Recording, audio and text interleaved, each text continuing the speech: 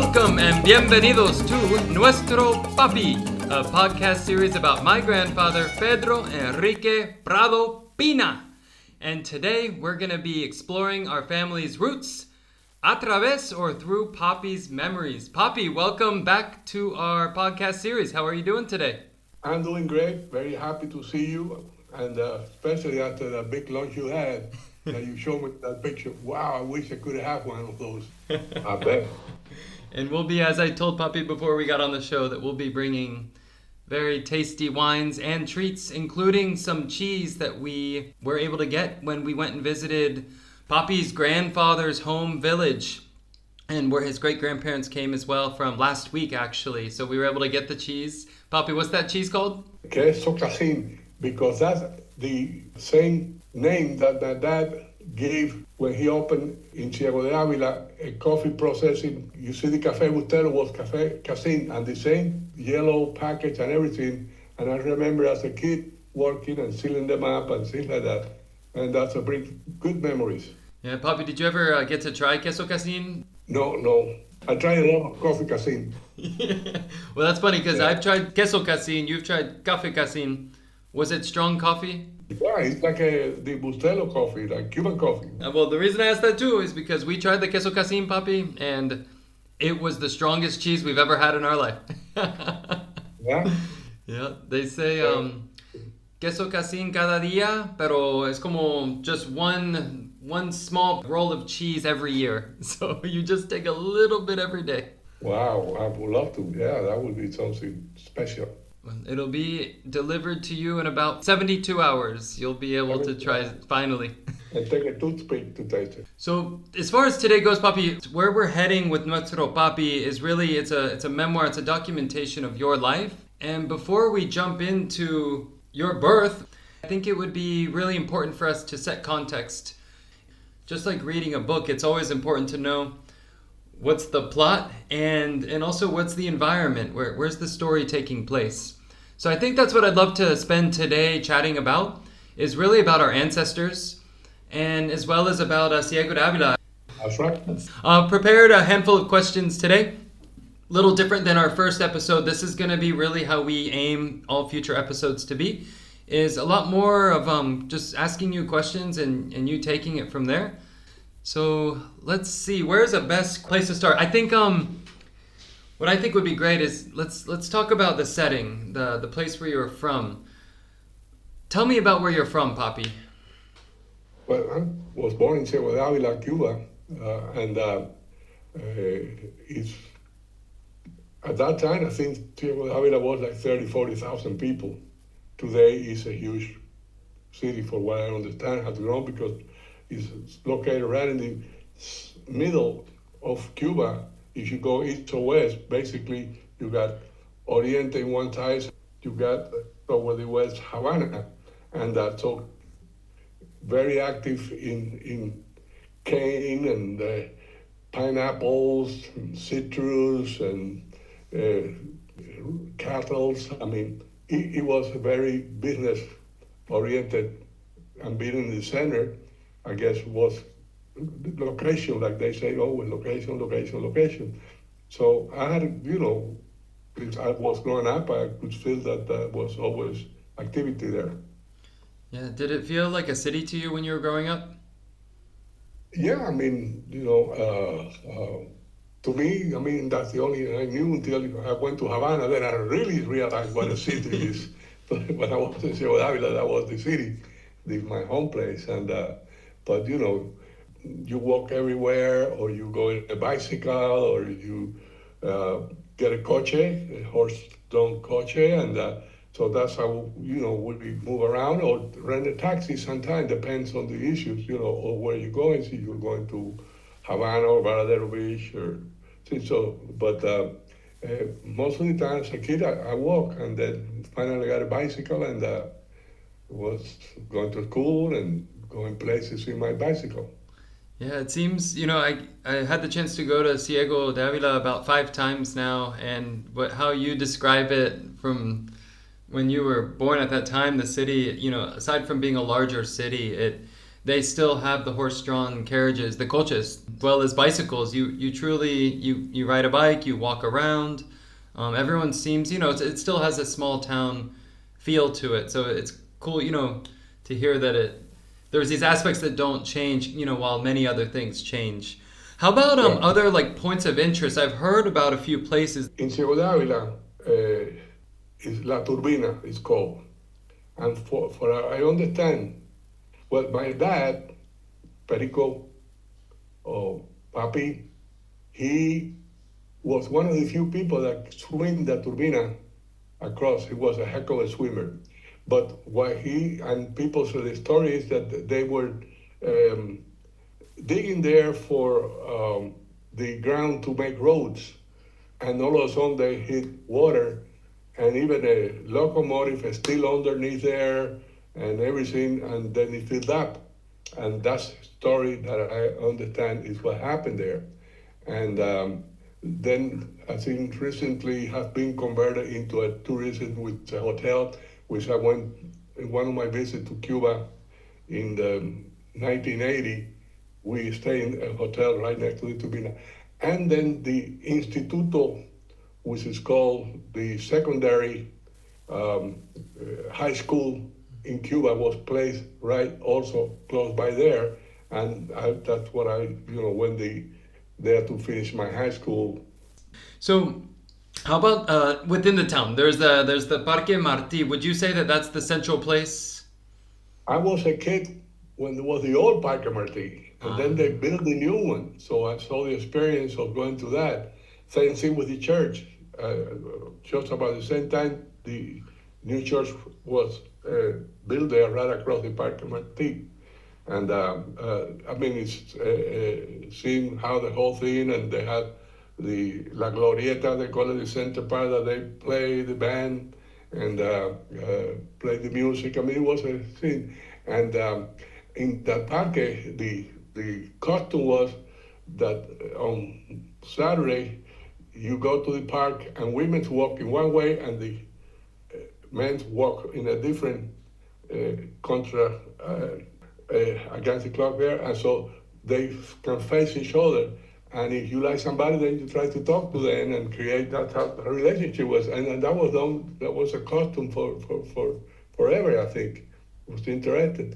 And as a kid too, then we always sit in those benches at the park and talk, friends, for somebody bring a guitar, to play guitar, and so that was, the congregation of, and everybody had their own bench, the different group of kids and things like that, and men, you go there, but it very pleasant experience.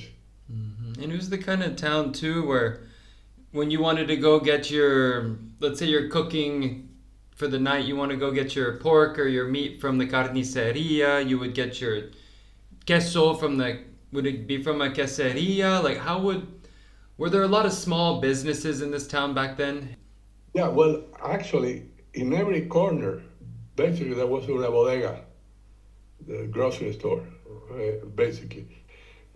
And now, my family, my dad's family, they own the La Casa Balbin. That is huge enterprise that have bakery, bank, hardware store, a grocery store, and then a huge warehouse that they have hundreds and thousands of rice and beans, bags of those things, and I remember as a kid, and then my uncle, or my dad's uncle, so owned a lot of property in Ciego de Avila, and also farms and raised cattle and sugar and other places it was, and of course, Yeah. Which uncle are you talking about? Benigno Prado.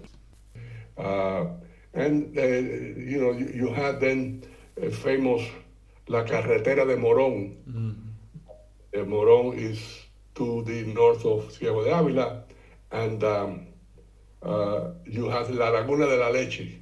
And then after that, then you have the all those cayos to the north of Cuba that have become a lot of hotels there. And my family, my uncle, the brother of my grandmother, running a ranch there, so that had cattle, and I remember going there as a kid, and how those cattle knew at 5 a.m.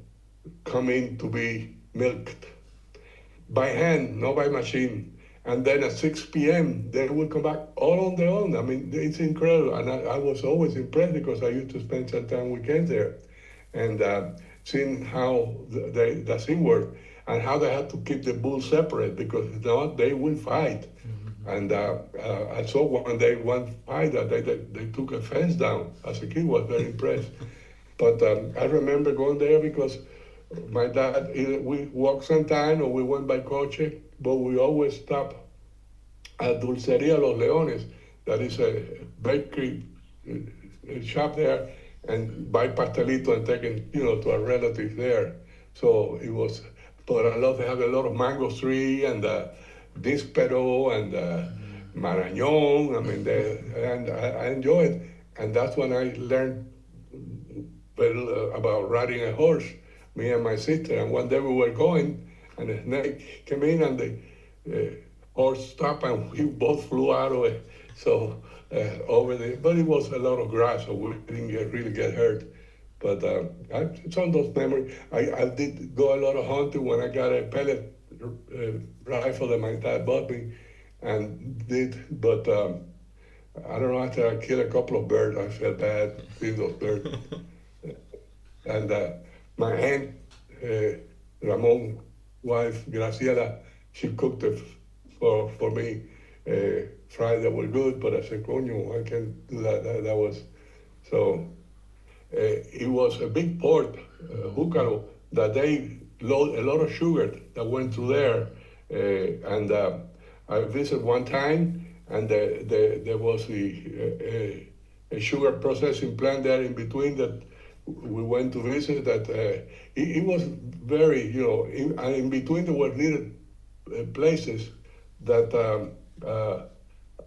my uncle, Fernando Fernandez, he distribute food to the different stores and there was a place called Los Negros, Violeta, and we traveled all those areas there. And as a kid, I remember, and when I learned that he taught me how to drive, it was in a commando from the Second World War. It's a big car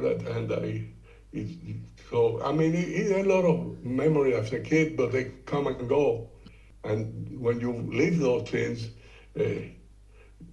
you are impacted because they're new to you. Mm-hmm. And I remember we stopped in a place that for breakfast, and they take a bread, they split it in half, they put olive oil, salt, and garlic, and they give you a piece, and then café con leche. And that was, I never thought of that because my home we did Cuban bread, but not with garlic and olive oil. That was cool, I tell you.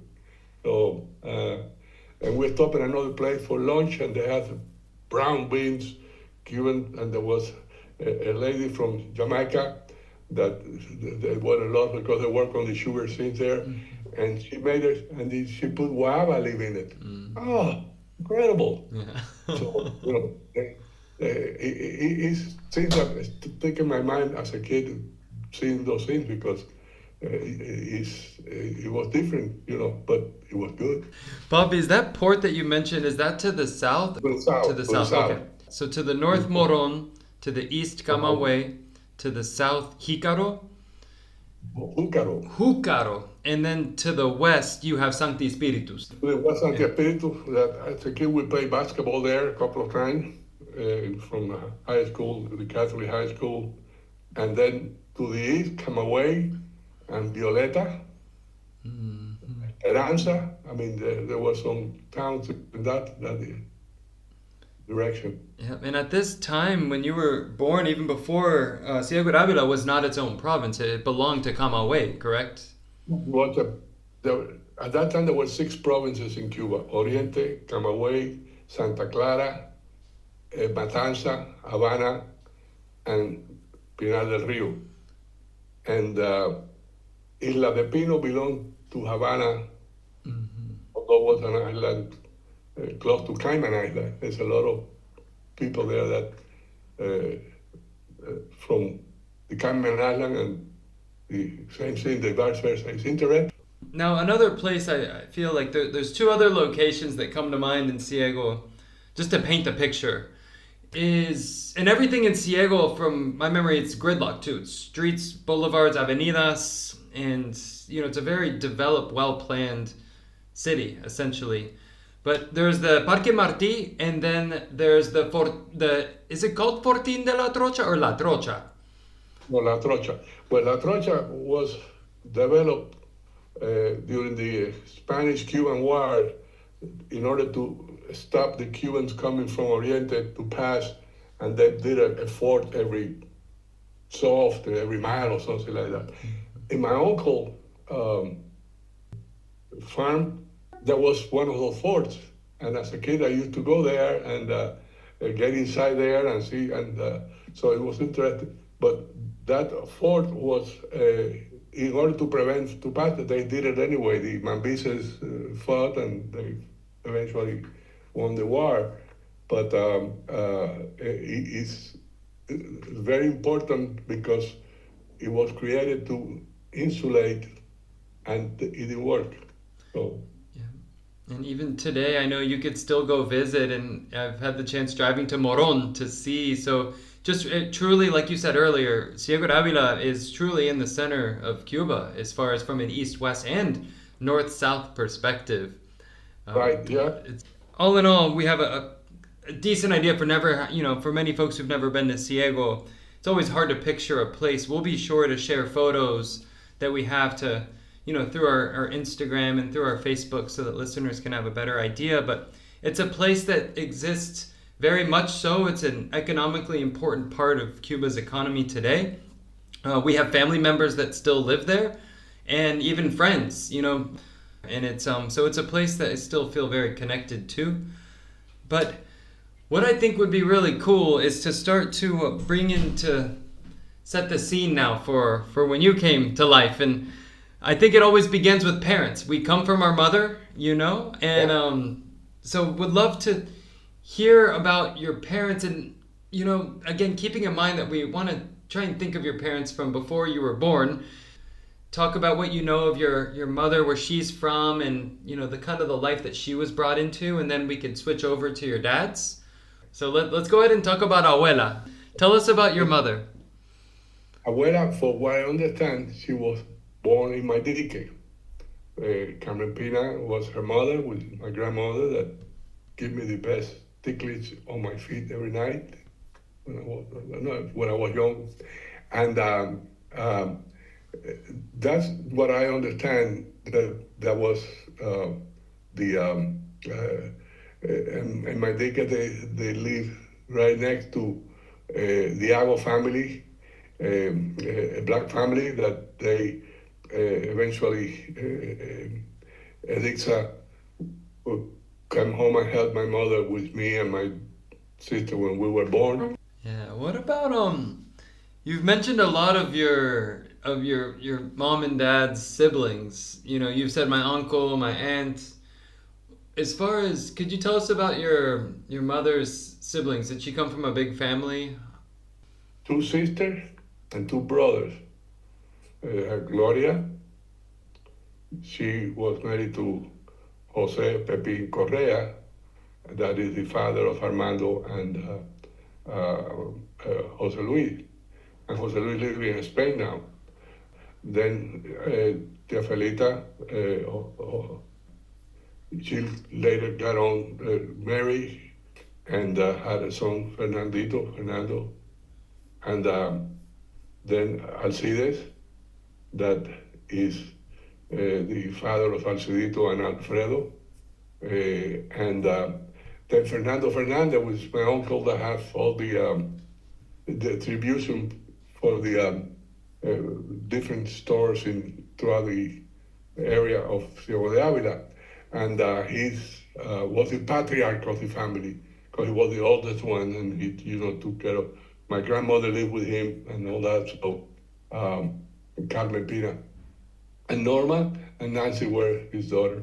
So that's, I understand that, and I know, I think my dad did live in Trinidad because he took me there, but I think he was born in Ciego de Avila. So on my father's side, he got wow, how many brothers? Two sisters, Kusa and Beba. Kusa never got married, Beba got married, and then and Nandito and Iraida. Then you have the oldest one is Valentin, that have two daughters and two sons. Davidito, that Davidito, you have met him and he's still alive. Valentin, that he passed away, and the two other sisters. Then you have Evo, that also have a son and a daughter. You have Belicio never got married. Nemesio will have a daughter that lives in Islas Canarias, Carmencita, and then a son, Nemesito, they call it, but I think he's in Madrid now. We have Juan Antonio, the second oldest one, and that he got the two sisters, Mirta and Miriam, they live in Miami now. I left one brother out. Is it Cheo? Cheo, yeah. And he has a son that lives here in Miami. Yeah, so I'd say that was a big family. Yeah. Well, you can see that 5, 2, 4, 6 brothers and 2 sisters. So big family. Yeah, 9 in total. So Abuela, or your mother, they were a total of 5, and then Abuelo was a total of 9. Right, yeah. I mean, yeah, it was a big family. What I used to do then. But that's what I have. My dad, my mom was a housewife. She stayed home, taking care of the house and things like that. And my dad worked in La Casa Balbín, that belongs to the Prado, Benigno Prado, and he was in charge of the warehouse. Then later on, he opened a business called Café Casin, that was the like I said, packaged just like Bustelo, yellow like that, and it was with roasted coffee there, we grind it, and then they put them in package. And I remember as a kid going there to using the machine to seal the package. So, and prior to that, they also had a dulceria. They make a lot of dulces. And as a kid, I remember they piled these square boxes with panecillos, like a little sweet treat, and they piled them up in a pyramid, and I used to take the box from the knees, and one time they got a huge oven, I mean, I would say 30 by 30, and I crawl in, and the guys that were ready to turn it on to fire them up, when they opened and they saw me. So in La Casa Balbín, I used to hide between the bags. I did that 2 or 3 times, and when they closed, they're looking for me, my dad. And then I start laughing. So when I see Camilo being that he is, I was worse. I don't say that, but it's, I did a lot of things that were crazy and stupid, but I gave my dad a lot of heart attack with that, I think. Then how they met, for what I understand, Alcides is my uncle on my mother's side. And when they were kids in Maydike, my dad, I guess, was living there too, because his dad was there. And they were playing baseball on the street you play, and there was like a fence, and the ball went on the other side, and my dad went to get it, and then that's when we met my mother, and he asked, jovencita, ¿me puede dar la pelota? And then he came back and told Alcide, I just met the most beautiful girl in the world. So that's my sister. So that was, a funny situation. And I think that their love was pretty much from the beginning. And I'm always very happy and proud of that they had such a great relationship through the years. Uh, Even when they were here in the United States and in Dallas and in Naples, there was always that thing that show you how to love each other with respect and and care. So I was gifted by God with two fabulous parents. My mom, a giver. My dad, even killed, never get mad about nothing. So and they taught me a lot about life, and which I every day I think of them, and I wish that I could be there to give me more advice, because when they gave me the advice, I didn't follow because I saw I knew more than them. And now I know that I was stupid by doing that. But I guess that's part of everybody. As you grow up, you can see that your parents were more correct than you thought about it. But we live in Ciego de Avila, in Abraham Delgado, between Berbeta and Eduardo Marmo. And but my uncle lived across the street. My other uncle lived next to us. So my aunt lived also across the street. So the family stayed pretty much together, and that was a great support, to helping each other. So, like my grandmother come every morning and bring coffee to my mother when she's still in bed, and I remember that. That's How about on Abuela's side? You mentioned before we even started recording that they came from a poor family or in the Ocampo. they were, but Nando started his own business and he was doing very well on the distribution business to the stores around Ciego de Avila, in the little towns and things like that. He had Alcide worked for La Victoria. There was they sell shoes there, and he was there for years and made a good salary. And like Alcidito can tell you, they were living a good life too. Then Gloria, she married Pepin Correa, that he was very successful builder, he construction person. And I remember because as a kid he was building a 3 or 4 story building, and I work as a carrying. At that time, they don't have those machines to bring the concrete to the second floor. You have to do it by cubetas, we call it.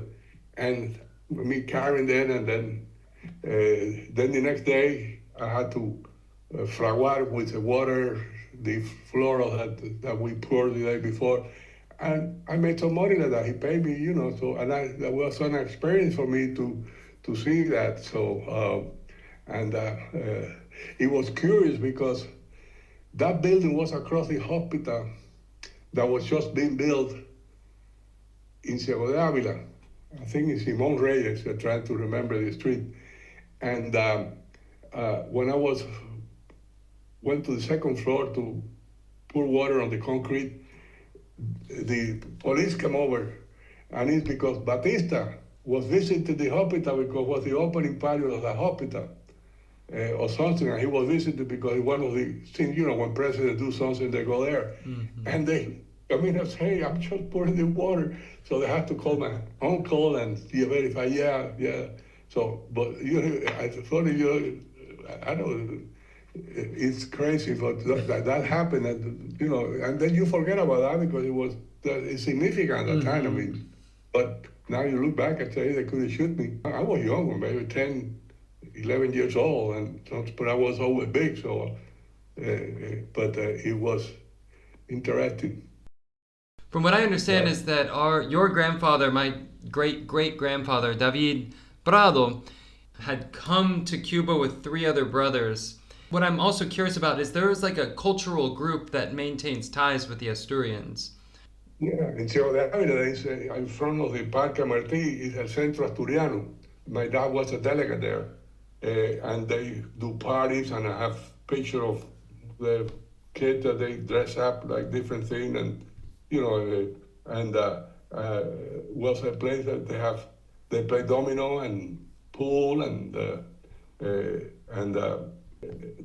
so they had cohesive. And then there was another one down on Independence Street called the La Colonia Española that was more general for all the Spanish people, but the Centro Asturiano has their own. And um, uh, for what I understand, you know, most of the Asturians, they came and they did make some good wealth for themselves, and they established the El Centro Asturiano, like also provide you with health care and a clinic in Havana for the people from Asturias, and so they help each other. That's, I remember as a kid, I never used it, but I remember that you pay very little for health insurance, but they take care of you. Was abuelo and abuela, were they active in the community, your parents? Well, my dad, but he was very active. Every night he went to the Centro Asturiano and they played domino, and he was one of the delegates there for that reason. So I guess that was the main thing that he was involved in it. And my mom just, you know, at night we sit outside in the portal, in los sillones, rocking. My grandmother come in, I put my feet up and she scratched my feet. So it was a very simple, caring life, no stress. As far as I understand, you never had the chance to meet either of your grandfathers. No, I never.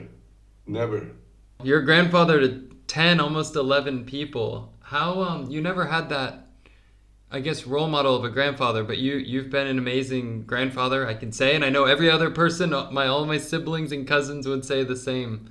Did you ever feel like you had wanted to have met those grandfathers? I really don't miss them because I have a great grandmothers. Yeah. You know, my dad's grandmother was great, Regina. We used to go there and cook, and very calm and beautiful person. She's, you know, I guess my dad had that from her because he very calming, you know, her personality. Same thing with my mother on my mother's side, my grandmother on the mother's side, Carmen Pina. Beautiful people, very calm. They take care of you. They make things that you like, and you know they cook for you. There was a support that I guess I never come to mind to miss that. I mean, it's that's what it was, you know. So I never got to meet. Now, yeah, it would be great, but you know, their situation in life, you know, that took them apart. So I didn't control it. I didn't understand it because I was a kid until later on. Then you understand, hey, you know, they had to make decisions based on their circumstances that they get into it, and health had to do sometimes, and other reasons, and never had the curiosity for it because I have all the support. So, you know, I didn't have the need. I didn't know this until a couple weeks ago, but you know I understand that Carmen Pina, your grandmother, you know she did a lot of the raising of her kids, and then also I wasn't aware, but Regina did because your grandfather went back to Spain before you were born. Right. Yeah. And but he had a lot of property in Maidique that he let them Valentin in charge, and also to Benigno Prado, and he took care of the family. So she was always taking care, and then the kids as they grew up and started working, there was a support for her.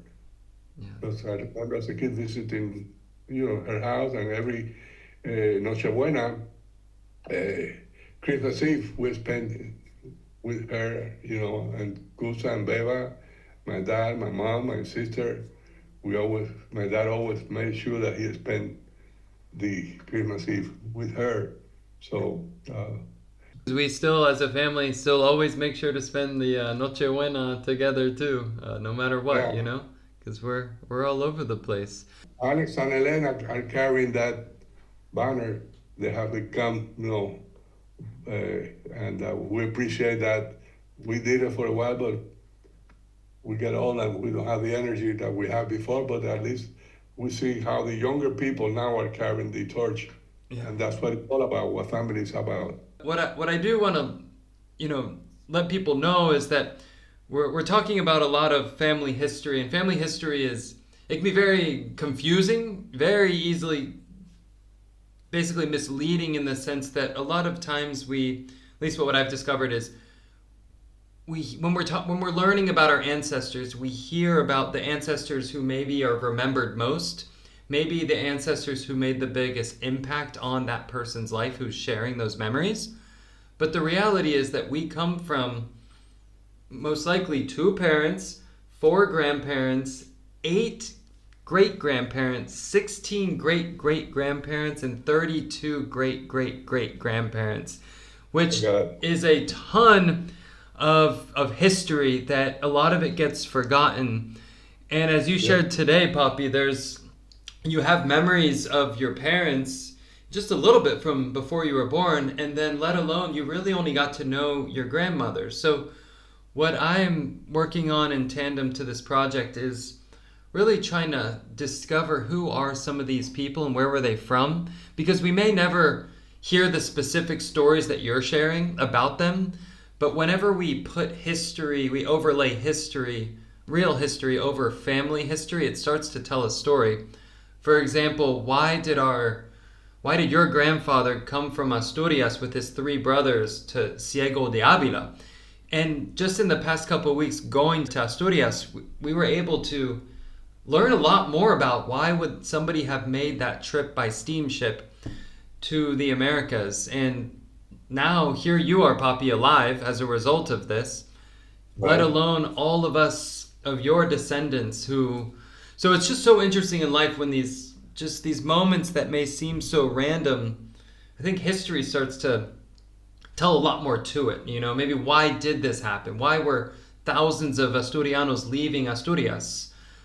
Why were so many Cubans leaving Cuba after the revolution and during the revolution? It all makes sense, but sometimes we don't get that historical context.